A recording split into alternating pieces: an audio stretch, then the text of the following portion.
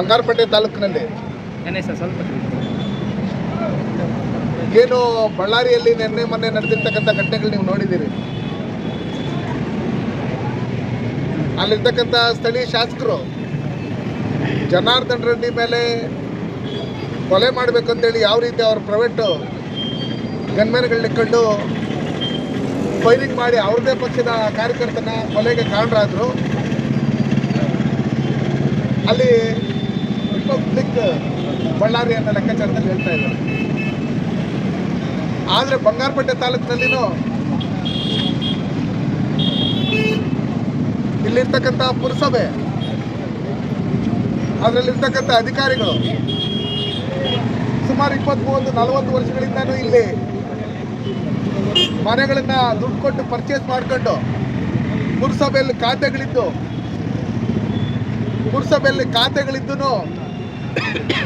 ಅವ್ರ ಅಂಗಡಿಗಳಿಗೆ ಲೈಸೆನ್ಸ್ ತಗೊಂಡಿದ್ದು. ಈ ವರ್ಷ ರಿನ್ಯೂವಲ್ ಮಾಡಬೇಕು ಅಂತ ಹೇಳಿದರೆ ಪಕ್ಕದಲ್ಲಿ ಬಂಗಾರಪೇಟೆ ಗ್ರಾಮಕ್ಕೆ ಸೇರ್ತಂಥ 138 ಸರ್ವೆ ನಂಬರು ಒಬ್ಬಟ್ಲಿ ಕೆರೆ ಅಂತ ಹೇಳ್ಬಿಟ್ಟೇಳಿ ಇವಾಗೂ 2 ಎಕರೆ 2 ಗುಂಟೆ ಖರಾಬ್ ಅಂತ ಹೇಳ್ಬಿಟ್ಟೇಳಿ ನೋಡಿಸುತ್ತೆ, ಸರ್ಕಾರಿ ಖರಾಬ್ ಅಂತೇಳಿ ಆ ಜಾಗವನ್ನು ದಾಖಲೆಗಳನ್ನು ಸೃಷ್ಟಿ ಮಾಡಿ ಅದನ್ನು ಸ್ಥಳೀಯವಾಗಿರ್ತಕ್ಕಂಥ ಚುನಾಯಿತ ಪ್ರತಿನಿಧಿ ಶಾಸಕರು ಪರ್ಚೇಸ್ ಮಾಡಿದ್ದೀರಿ ಅನ್ನೋ ಲೆಕ್ಕಾಚಾರದಲ್ಲಿ ಹೇಳ್ಕೊಂಡು ನಾನಿಲ್ಲಿ ಡಿಮಾರ್ಟ್ ಕೊಟ್ಬಿಟ್ಟಿದ್ದೀನಿ, ಇದನ್ನು ಇಲ್ಲಿ ಪಕ್ಕದಲ್ಲಿರ್ತಕ್ಕಂಥ ಅಂಗಡಿಗಳವ್ರು ಏನಾದರೂ ಇದ್ದರೆ ನನಗೆ ವ್ಯಾಪಾರ ಆಗಲ್ಲ, ಅಂಗಡಿಗಳಿಗೆ ಯಾರು ಬರಲ್ಲ ಅಂತ ತಿಳ್ಕೊಂಡು ಇಲ್ಲಿ ಏನು 14 ಅಡಿಗೆ 30 ಅಡಿ ಸೈಟ್ಗಳಿರ್ತಕ್ಕಂಥದ್ದು, 20 ಅಡಿಗೆ 40 ಅಡಿ ಸೈಟ್ಗಳಿರ್ತಕ್ಕಂಥದ್ದು, ಸಣ್ಣದಾಗಿ 10 ಅಡಿಗೆ 15 ಅಡಿ ಅಂಗಡಿಗಳಿರ್ತಕ್ಕಂಥ ಎಲ್ಲ ಅಂಗಡಿ ಮಾಲೀಕರನ್ನ ಕರೆದು ಡಿಪಾರ್ಟ್ಮೆಂಟ್ನ ಬಳಸ್ಕೊಂಡು ಅಂಗಡಿಗಳನ್ನು ತೆರವುಗೊಳಿಸ್ರಿ ಅನ್ನೋ ಲೆಕ್ಕಾಚಾರದಲ್ಲಿ ಹೇಳ್ಕೊಂಡು ಇಲ್ಲಿ ಬಂದಂಥ ಸಂದರ್ಭದಲ್ಲಿ ನೀವು ನೋಡಿದ್ರೆ ಬ್ಯಾರಿಕೇಡ್ ಇತ್ತು. ಆ ಅಂಗಡಿ ಮುಂದೆ ಬ್ಯಾರಿಕೇಡ್ ಇಲ್ಲ, ಈ ಅಂಗಡಿ ಮುಂದೆ ಬ್ಯಾರಿಕೇಡ್ ಐತೆ. ಇದನ್ನೆಲ್ಲ ನೋಡ್ತಾ ಇದ್ರೆ ಇಲ್ಲಿ ಯಾವ ರೀತಿ ದೌರ್ಜನ್ಯ ಮಾಡ್ತಾ ಇದ್ದಾರೆ ಸ್ಥಳೀಯ ಶಾಸಕರು ಅಂತ ಹೇಳ್ಬಿಟ್ಟೇಳಿ ಸ್ಥಳೀಯರ ಮೇಲೆ. ಇವರೇನು ಬೇರೆ ಪಾಕಿಸ್ತಾನದಿಂದ ಬಂದವರೆಲ್ಲ, ಇಲ್ಲೇ ಹುಟ್ಟಿ ಬೆಳೆದಿರ್ತಕ್ಕಂಥ ಎಲ್ಲ ನಮ್ಮ ದೇಶದ ಪ್ರಜೆಗಳು ಇವರೆಲ್ಲ. ಇವ್ರ ಅಂಗಡಿಗಳನ್ನು ಖಾಲಿ ಮಾಡ್ತಿಲ್ಲ ಅಂದರೆ ಕೇಸ್ ಆಗ್ತೀನಿ ಅಂತೇಳಿ ಭಯ ಹಿಡಿಸಿ ಇವತ್ತು ಅವ್ರ ಮೇಲೆ ದೌರ್ಜನ್ಯ ಮಾಡಿ ಅವ್ರ ಅಂಗಡಿಗಳ ಮುಂದೆ ಅವ್ರ ಮನೆಗಳಲ್ಲಿ ಪೇಷಂಟ್ಗಳಿದ್ದಾರೆ, 80 ವರ್ಷ ವಯಸ್ಸಾಗಿರ್ತಕ್ಕಂಥ ವಯೋವೃದ್ಧರಿದ್ದಾರೆ, ಕಿಡ್ನಿ ಫೈಲ್ಯೂರ್ ಆಗಿದೆ, ಶ್ವಾಸಕೋಶದ ಸಮಸ್ಯೆ ಇದೆ, 15 ದಿನ ಬಾಳೆತ್ತಿ ಇದ್ದಾರೆ. ಅವರನ್ನು ಮನೆಯಿಂದ ಈಚೆ ಕಡೆ ಬರೋಕ್ಕಾಗ್ತಾ ಇಲ್ಲ. ಅವರೇನು ಮನೆಗೆ ಹೋಗೋದಕ್ಕೆ ಡ್ರೈನೇಜ್ ಮೇಲೆ ಇದಿತ್ತು ಅದನ್ನೆಲ್ಲ ಕಿತ್ತಾಕಿ ಇವರು ಮನೆಗಳ ಮುಂದೆ ಮಾತ್ರ ಅದನ್ನು ತೆರವುಗೊಳಿಸದೆ ಕಿತ್ತಾಕಿರ್ತಕ್ಕಂಥದ್ದನ್ನು ಬೇರೆ ಕಡೆ ಎಲ್ಲ ತೆರವುಗೊಳಿಸಿ ನೀವು 15 ಅಡಿ ಬಿಡಬೇಕು, 7 ಅಡಿ ಬಿಡಬೇಕು, ನೀವಾಗಿ ನೀವು ಬಿಟ್ಟರೆ 7 ಅಡಿ, ನಾವು ತಗೊಂಡ್ರೆ ನಿಮ್ಮ ಸೈಟ್ ಯಾವುದು ಉಳಿಯಲ್ಲ ಅನ್ನೋ ಲೆಕ್ಕಾಚಾರದಲ್ಲಿ ಬೆದರಿಕೆಗಳಾಗ್ತಾ ಇರ್ತಕ್ಕಂಥ ಈ ಶಾಸಕರಿಗೆ ನಾನು ನಿಮ್ಮ ಮುಖಾಂತರ ನಾನು ಕೇಳಕ್ಕೆ ಇಷ್ಟಪಡ್ತೀನಿ. ಜನ ಇದಕ್ಕೆ ನಾನು ನಿಮ್ಗೆ ಓಟ್ ಹಾಕಿದ್ದು. ಇವರೆಲ್ಲ ಎಸ್ ಎನ್ ಅಂತ ಹೇಳಿ ಓಟ್ ಹಾಕಿ ಇವತ್ತು ಬಂಗಾರಪೇಟೆ ನಗರದಲ್ಲಿರ್ತಕ್ಕಂಥ ಮೆಥಡಿಸ್ಟ್ ಜಾಗ ಇರ್ಬೋದು, ಅದನ್ನು ಸುಮಾರು 50ಕ್ಕೂ ಮೇಲೆ ಖಾತೆಗಳನ್ನು ಮಾಡಿದರೆ ಅದನ್ನು ಖರಾಬ್ ಅನ್ನೋ ಲೆಕ್ಕಾಚಾರದಲ್ಲಿ ಸರ್ಕಾರಿ ಜಾಗ. ಇದನ್ನು 138 ಎಕರೆ 2 ಎಕರೆ 2 ಗುಂಟೆ ಇವತ್ತೂ ಖರಾಬ್ ಅಂತ ಹೇಳ್ಬಿಟ್ಟು ಹೇಳ್ತಾರೆ. ಅದು ಹಿಂದೆ ಕೆರೆ ಒಬ್ಬಟ್ಲಿ ಕೆರೆ ಅನ್ನೋ ಲೆಕ್ಕಾಚಾರದಲ್ಲಿ ಹೇಳ್ತಾ ಇದ್ರು. ಇದನ್ನೆಲ್ಲ ನೀವು ಇಲ್ಲಿ ಸ್ಟಾಪ್ ಆರ್ಡರ್ ಆಗಿದ್ದಂಥ ಸಂದರ್ಭದಲ್ಲಿ ತಿದ್ದಿ ಪದ್ದಿ ಇನ್ನೊಂದು ಮತ್ತೊಂದು ಮಾಡ್ಕೊಂಡು ಇವತ್ತು ಬಡವ್ರನ್ನ ಒಕ್ಲೆಬ್ಸಂತ ಕೆಲಸ ಮಾಡ್ತಾ ಇದ್ದೀರಿ. ಆ ಜನ ಬಂದು ನಿಮ್ಮನ್ನ ಕೇಳಿದ್ರೆ ಈ ಥರ ಮಾಡ್ತಾ ಇದ್ದೀರಲ್ಲ ಸರಿನಾ ಅಂತ ಹೇಳ್ಬಿಟ್ಟು ಕೇಳಿದ್ರೆ, ನಿಮ್ಮ 100 ಓಟ್ ಆದರೆ ನನಗೆ 1000 ಓಟ್ ಹಾಕ್ಸ್ಕೊಳ್ಳೋದು ನನಗೆ ಗೊತ್ತು ಅನ್ನೋ ಲೆಕ್ಕಾಚಾರದಲ್ಲಿ ಅವ್ರ ಮೇಲೆ ದೌರ್ಜನ್ಯ ಮಾಡ್ತಾ ಇರೋದು ನಾವು ನೋಡಿದರೆ, ನಾವು ಬಳ್ಳಾರಿಯಲ್ಲಿ ನಡೀತಾ ಇರ್ತಕ್ಕಂಥ ದೌರ್ಜನ್ಯ ಇರ್ಬೋದು, ಇಲ್ಲಿ ನಡೀತಾ ಇರ್ತಕ್ಕಂಥ ದೌರ್ಜನ್ಯ ಇರ್ಬೋದು ಬಡವ್ರ ಮೇಲೆ, ಇದನ್ನೆಲ್ಲ ನೋಡಿದಾಗ ನಿರಂತರವಾಗಿ ನಾವು ಇಲ್ಲಿ ಹೋರಾಟ ಮಾಡ್ತೀರಿ. ನಾನು ಮಾಧ್ಯಮದವ್ರ ಮುಖಾಂತರ ನಾನು ಹೇಳಕ್ಕೆ ಇಷ್ಟಪಡ್ತೀನಿ, DC ಅವರಾಗಿರಲಿ, AC ಅವರಾಗಿರಲಿ, ತಹಸೀಲ್ದಾರ್ ಆಗಿರಲಿ, ಬಡವರು ಒಂದು 10 ಕತ್ತಡಿ ಜಾಗ ಏನಾದ್ರು ಸರ್ಕಾರಿ ಜಾಗ ಹಿಡ್ಕೊಂಡ್ರೆ ನೀವು ಬಂದು ಕೂಡಲೇ ಡೆಮಾಲಿಷನ್ ಮಾಡಿ ತೆರವುಗೊಳಿಸ್ತೀರಿ. ಅಂಥದ್ದು ಇಲ್ಲಿ 2 ಎಕರೆ 2 ಗುಂಟೆ ಜಾಗವನ್ನು ಬೋಗಸ್ ಡಾಕ್ಯುಮೆಂಟ್ಸ್ ಸೃಷ್ಟಿ ಮಾಡ್ಕೊಂಡಿರ್ತಕ್ಕಂಥ ಈ ಏನು ಸ್ಥಳೀಯ ಶಾಸಕರಿದ್ದಾರೆ ಅವ್ರ ಮೇಲೆ ಏನು ಆಕ್ಷನ್ ತಗೊಳ್ಳಲ್ವಾ? ಇವತ್ತು ಒಬ್ಬ ಹುಚ್ಚ, ಆತ ಒಬ್ಬ ಮಾಜಿ ಸಂಸದ ಅನ್ನೋದಕ್ಕಿಂತ ಒಬ್ಬ ಹುಚ್ಚ ಅಂತೇಳಿ ನಾವು ಕರಿತೇವೆ. ಯಾಕೆ ಅಂತ ಹೇಳಿದ್ರೆ ಹುಚ್ಚ ಏನು ಬೇಕಾದ್ರೂ ಮಾತಾಡ್ಕೊಂಡು ಹೋಗ್ತಾ ಇರ್ತಾನೆ. ಅವನು ಹುಚ್ಚಿನಾಗಿ ಕಚ್ಚಿದ್ಯೇನೋ ಗೊತ್ತಿಲ್ಲ. ಬಂಗಾರಪೇಟೆಗೆ ಬಂದಾಗೆಲ್ಲ ಹುಚ್ಚಿನ ಥರ ಏನಂದರೆ ಅವ್ನ ಬಾಯಿಗೆ ಏನು ಬರ್ತದೋ ಅದನ್ನು ಅವ್ನ ತೆವಲಿಗೆ ಏನೇನು ಬೇಕೋ ಎಲ್ಲ ಮಾತಾಡ್ಕೊಂಡು ಹೋಗೋದೇ ಅವ್ನ ವೃತ್ತಿ. ಏಕವಚನದಲ್ಲಿ ಬಳಸ್ತಾ ಇದ್ದೀನಿ ಅಂತೇಳಿ ಬೇಜಾರಾಗಬೇಡ್ರಿ. ಯಾಕೆಂತ ಹೇಳಿದ್ರೆ ಈ ರೀತಿ ಬಂಗಾರಪೇಟೆಗೆ ಬಂದಾಗೆಲ್ಲ ನಾನು ಅವ್ರಿಗೆ ಭಾಳಷ್ಟು ಸಾರಿ ಎಚ್ಚರಿಕೆಯೂ ಕೊಟ್ಟಿದ್ದೇವೆ, ಅವರ ಖಂಡನೆ ಕೂಡ ಮಾಡಿದ್ದೇವೆ, ಅದೇ ರೀತಿ ಸ್ವಾಗತ ಕೂಡ ಮಾಡಿದ್ದೇವೆ. ಯಾಕಪ್ಪ ಸ್ವಾಗತ ಅಂತ ಹೇಳಿದ್ರೆ ನಮ್ಮ ಜನಪ್ರಿಯ ಶಾಸಕರಾಗಿರ್ತಕ್ಕಂಥ ಎಸ್.ಎನ್. ನಾರಾಯಣಸ್ವಾಮಣ್ಣವ್ರ ಮೇಲೆ ಏನೇನು ಆರೋಪಗಳನ್ನು ಮಾಡಿದ್ರು ಆಯಾ ಆರೋಪಗಳನ್ನು ಸಾಬೀತುಪಡಿಸಲಿಕ್ಕೆ ಸ್ವಾಗತ ಮಾಡಿದ್ವಿ. ಆದರೆ ಇದುವರೆಗೂ ಆ ಹುಚ್ಚ ಆ ಆರೋಪಗಳನ್ನು ಏನು ನಾವು ಮಾಡಿ ಅವನು ಆರೋಪ ಮಾಡಿದನೋ ಆ ಆರೋಪವನ್ನು ಸಾಬೀತುಪಡಿಸೋಕ್ಕೆ ಸಾಧ್ಯ ಆಗಲಿಲ್ಲ. 5 ವರ್ಷ ಈ ಕೋಲಾರ ಜಿಲ್ಲೆಯ ಒಬ್ಬ ಸಂಸದನಾಗಿದ್ದ.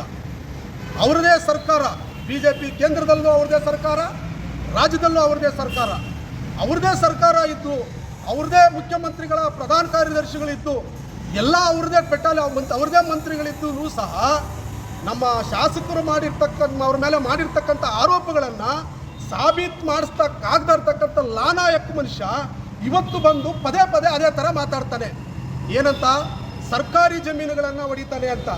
ಯಾರಪ್ಪ ಸರ್ಕಾರಿ ಜಮೀನುಗಳನ್ನು ಹೊಡೆದಿರ್ತಕ್ಕಂಥವ್ರು? ಸರ್ಕಾರಿ ಜಮೀನಲ್ಲಿ ಹೊಡೆದಿರ್ತಕ್ಕಂಥ ಪ್ರಥಮ ಮನುಷ್ಯ ನೀನೇ. ಇದೇ ನಮ್ಮ ದೋಣಿಮಡುಗು ಭಾಗದಲ್ಲಿ ಸರ್ಕಾರಿ ಜಮೀನಿಗೆ ಹಾಕ್ಕೊಂಡಿರೋ ನೀನು, ಕೇಕಲ್ ಹೋಬಳಿಯಲ್ಲಿ ಸರ್ಕಾರಿ ಜಮೀನಿಗೆ ಹಾಕ್ಕೊಂಡಿರೋ ನೀನು. ನಮ್ಮ ಶಾಸಕರು ಆ ರೀತಿ ಯಾವುದಾದ್ರೂ ಮಾಡಿದರೆ ನೇರವಾಗಿ ಬಹಿರಂಗಕ್ಕೆ ಬನ್ನಿ, ಬಹಿರಂಗವಾಗಿ ಚರ್ಚೆಗೆ ಬನ್ನಿ ಅಂತೇಳಿ ಹಲವಷ್ಟು ಬಾರಿ ಹೇಳಿದ್ದೀವಿ. ನಮ್ಮ ಶಾಸಕರು ಪದೇ ಪದೇ ನಿಮ್ಗೆ ಹೇಳಿದ್ದಾರೆ, ನಿಮ್ಮ ಅಪ್ಪನಿಗೆ ನೀನು ಹುಟ್ಟಿದ್ರೆ, ಮುನಿಸ್ವಾಮಿ ನಿಮ್ಮ ಅಪ್ಪನಿಗೆ ನೀನೇನಾದರೂ ಹುಟ್ಟಿದ್ರೆ ಪ್ರೂವ್ ಮಾಡೋಂಥ ನಮ್ಮ ನಾಯಕರು ಸಾಕಷ್ಟು ಬಾರಿ ಹೇಳಿದ್ದಾರೆ. ಇದುವರೆಗೂ ನೀನು ಪ್ರೂವ್ ಮಾಡೋಕ್ಕಾಗಲಿಲ್ವಲ್ಲ. ಇವತ್ತು ಬಂಗಾರಪೇಟೆ ಏನು ಪ್ರಮುಖ ಬೀದಿಯಲ್ಲಿ ಬಂದು ಏನು ಗಂಗಂಪಳ್ಳಿಗೆ ಹೋಗೋ ರಸ್ತೆಯಲ್ಲಿ ಅಲ್ಲಿ ಏನು ಒತ್ತುವರಿ ಮಾಡ್ಕೊಂಡಿದ್ದಾರೋ, ಈ ಹಿಂದೆ ಸುಮಾರು ವರ್ಷಗಳಿಂದ ಸರ್ಕಾರಿ ಜಾಗವನ್ನು ಒತ್ತುವರಿ ಮಾಡ್ಕೊಂಡಿದ್ದಾರೋ ಆ ಒತ್ತುವರಿದಾರನ್ನೆಲ್ಲ ಈಗಾಗಲೇ ನಮ್ಮ ಶಾಸಕರು ಕರೆಸಿ ಪುರಸಭೆಯಲ್ಲಿ ಅವ್ರನ್ನೆಲ್ಲರೂ ಒಮ್ಮತ ಅಭಿಪ್ರಾಯ ತಗೊಂಡು ಆ ಒತ್ತುವರಿ ಮಾಡ್ಕೊಂಡಿರೋರಿಗೆ ಪರ್ಯಾಯವಾಗಿ ಬೇರೆ ಕಡೆ ವ್ಯವಸ್ಥೆ ಮಾಡ್ಕೊಡ್ತೀರಪ್ಪ, ನೀವಾಗಿ ನೀವು ಏನು ಸರ್ಕಾರಿ ಜಾಗನ ಒತ್ತುವರಿ ಮಾಡ್ಕೊಂಡಿದ್ದೀರಿ, ಅಲ್ಲಿ ಮೈನಾರಿಟಿ ಹಾಸ್ಟೆಲ್ ಇದೆ, ಕನ್ನಡ ಸಂಘ ಭವನ ಇದೆ, ಪತ್ರಕರ್ತರ ಭವನ ಇದೆ, IBM ಶಾಲೆ ಇದೆ, ದರ್ಗಾ ಇದೆ. ಈ ಭಾಗದಲ್ಲಿ ಸುಮಾರು ಸಾವಿರಾರು ಜನಸಂಖ್ಯೆ ಓಡಾಡ್ತಾ ಇದ್ದಾರೆ.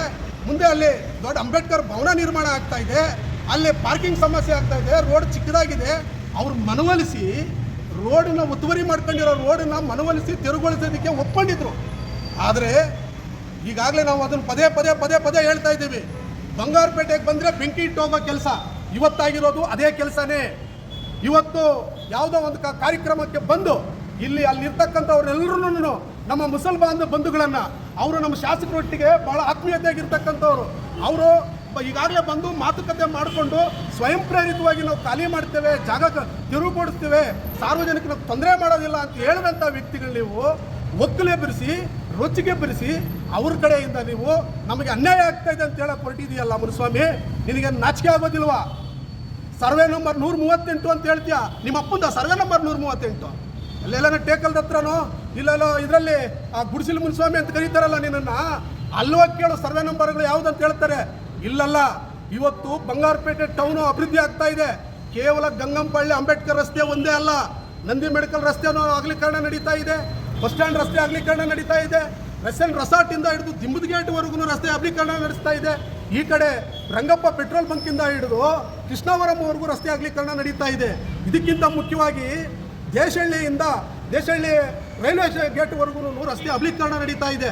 ಇದು ಯಾವುದೋ ನಿನ್ನ ಕಣ್ಣಿಗೆ ಕಾಣಿಸ್ತಾ ಇಲ್ವಾ? ನಿನ್ನ ಕಣ್ಣೇನು ಇಮ್ರಾಗಿದೆಯಾ ಇಲ್ಲ ಮುಚ್ಚಾಗಿದೆಯಾ? ಅಭಿವೃದ್ಧಿ ಅಂದರೆ ಅದನ್ನು ಬಿಟ್ಟು ನೀನು ಇಲ್ಲಿ ಬಂದು ಜನರು ರೊಚ್ಚಿಗೆ ಬರೆಸಿ ಈ ರೀತಿ ಮಾಡ್ತಾ ಇದೆಯಲ್ಲ. ಈ ಕಡೆ ಎಲ್ಲ ಈಗ ದೇಶಹಳ್ಳಿಯಲ್ಲಿ ಕೆಲಸ ಮಾಡ್ತಾ ಇದ್ದಾರೆ, ರಸ್ತೆ ಅಗಲೀಕರಣ ಮಾಡ್ತಾ ಇದ್ದಾರೆ. ಅಲ್ಲಿ ಶಾಸಕರದ್ದು ಏನೋ ಅಲ್ಲಿ ಜಾಗ ಇದೆಯಾ? ಯಾವುದೋ ಒಂದು ಅರ್ಧ ಇಂಚು ಸೈಟ್ ಇದೆಯಾ? ನಂದಿ ಮೆಡಿಕಲ್ ವೃತ್ತದಲ್ಲಿ ಈ ಕಡೆ ಅಗಲೀಕರಣ ಮಾಡ್ತಾ ಇದ್ದಾರೆ, ಅಲ್ಲಿ ಶಾಸಕರದ್ದು ಯಾವುದನ್ನ ಪ್ರಾಪರ್ಟಿ ಇದೆಯಾ? ಟೌನಲ್ಲೆಲ್ಲ ಅಗಲೀಕರಣ ಮಾಡ್ತಾ ಇದ್ದಾರೆ, ಅಲ್ಲಿ ಯಾವುದನ್ನ ಇದೆಯಾ? ಅಮರಾವತಿಯಲ್ಲಿ ಮಾಡ್ತಾ ಇದ್ದಾರೆ, ಅಲ್ಲಿ ಯಾವುದನ್ನ ಇದೆಯಾ? ಕೋಲಾರ ಮುಖ್ಯ ರಸ್ತೆಯಲ್ಲಿ ಮಾಡ್ತಾ ಇದ್ದಾರೆ, ಅಲ್ಲಿ ಯಾವುದನ್ನ ಇದೆಯಾ? ಇನ್ಯಾಕೋ ಹೇಳ್ತೀವಿ ಈ ಥರ ಬಂಡ್ಗೆಟ್ಟು ಮಾತುಗಳನ್ನು? ಅಲ್ಲೇ ಮುನ್ಸ್ವಾಮಿ, ನಿಮಗೆ ಪದೇ ಪದೇ ಪದೇ ಹೇಳ್ತಾ ಇದ್ದೀವಿ, ನಮ್ಮ ನಾಯಕರಾಗಿರ್ತಕ್ಕಂಥ ಎಸ್.ಎನ್. ನಾರಾಯಣಸ್ವಾಮಣ್ಣವರು ಏನಾದರೂ ಆ ರೀತಿ ಸರ್ಕಾರಿ ಜಾಗಗಳನ್ನು ಆ ರೀತಿಯನ್ನು ಹಾಕ್ಕೊಂಡಿದ್ರೆ ನೀನು ಪ್ರೂವ್ ಮಾಡು. ನಾಳೆನೇ ನಮ್ಮ ನಾಯಕರ ಕಡೆಯಿಂದ ನಾವು ರಾಜೀನಾಮೆ ಕೊಡಿಸ್ತೀವಿ. ಇಲ್ಲಾಂದರೆ ನೀನೇನು ಮಾಡ್ತೀಯಾ? ನಮ್ಮ ನಾಯಕರ ಮನೆ ಕಾಯ್ತೀಯಾ? ನಿಮಗೋಸ್ಕರ ಒಳ್ಳೆ ಶೂಟ್ ಬಟ್ಟೆ ರೆಡಿ ಮಾಡಿಟ್ಟಿದ್ದೀವಿ, ಒಂದು ಟೋಪಿ, ಒಂದು ಕೋಲು, ಬೆಲ್ಟ್ ಎಲ್ಲ ರೆಡಿ ಮಾಡಿದ್ದೀನಿ. ಸೆಕ್ಯೂರಿಟಿ ಕೆಲಸ ಮಾಡೋಕ್ಕೆ ನೀನು ರೆಡಿ ಇರ್ತೀಯಾ ಮುನ್ಸ್ವಾಮಿ? ಇದು ನಿನಗೆ ಕೊಡ್ತಾ ಇರ್ತಕ್ಕಂಥ ಚಾಲೆಂಜ್. ನಿಮಗೆ ಪದೇ ಪದೇ ಪದೇ ಹೇಳ್ತಾ ಇದ್ದೀವಿ, ನೀನು ಬಂದು ಬಂಗಾರಪೇಟೆಯಲ್ಲಿ ಬಂದು ಬೆಂಕಿ ಹಚ್ಚೋ ಕೆಲಸ ಮಾಡಬೇಡ.